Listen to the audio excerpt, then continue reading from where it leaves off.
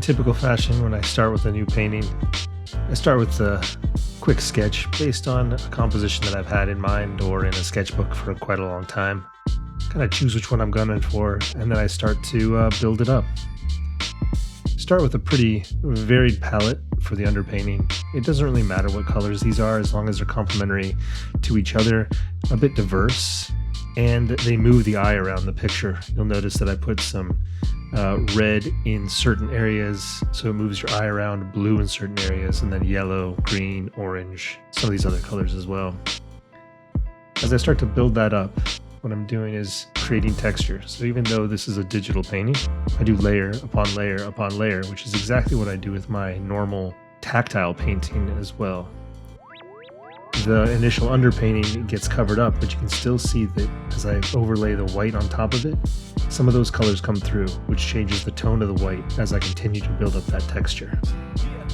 I often leave a lot of brush strokes, not only on digital, but also in physical paint, and I wanted to make sure that that stays true whenever I do a digital painting on my iPad, like this one.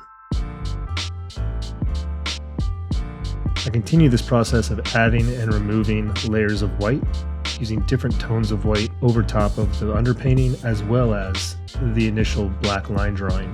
I push and pull certain areas, highlight other pieces of texture, and really focus the composition into what the final stage will be. I tend to not do a lot of erasing in these paintings. I'd rather have a few, if I make any accidents or if there's any issues, I'd rather have them show up. And then it adds to that kind of depth and feeling of the painting. That's one thing I try to do even when I'm painting digital, is to make it feel as realistic as possible. Because at the end result, it's almost impossible to tell the difference, and I want to make sure that this feels just like a normal painting would when I create the print. White tends to be the color I end up using the most, and I get asked quite a bit about is it just white, just white, just white, and I actually use about 12 different tones of white, which I've kind of crafted and saved within my iPad program. This is really similar to the way that I paint physically, where I'll have 12 tubes of white right beside me, and I use those to create that minute difference that when you're looking for it, you can see it, and it also, white does a really great job of picking up colors from underneath it in different ways. Different whites do different things, and I've tried to mimic that in my digital paintings as well. For the main color palette, I tried to limit it to a few highlighted colors, which then highlight the ones in the background quite nicely. For this piece, I've got red as the center focal point, with blue, the complementary to red, all the way around. And then also highlights the warm and cool colors in the underpainting below. I also use warm and cool whites to help with that highlight as well. I tend to do a lot of this cross-hatching style where I go side to side and then up and down for my brush strokes. This adds another nice tapestry of textures to the piece.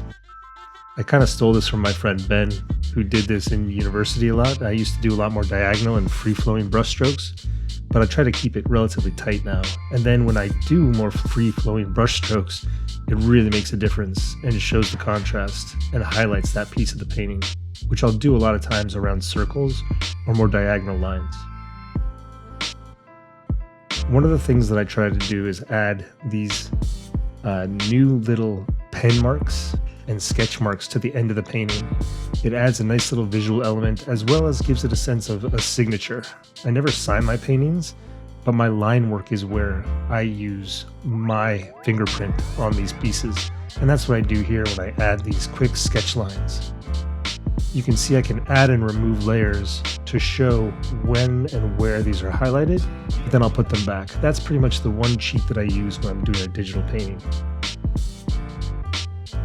The end result starts to come together pretty quickly, and as I add more colors to the red, you can see that it's defining the shape and giving it a little bit more depth.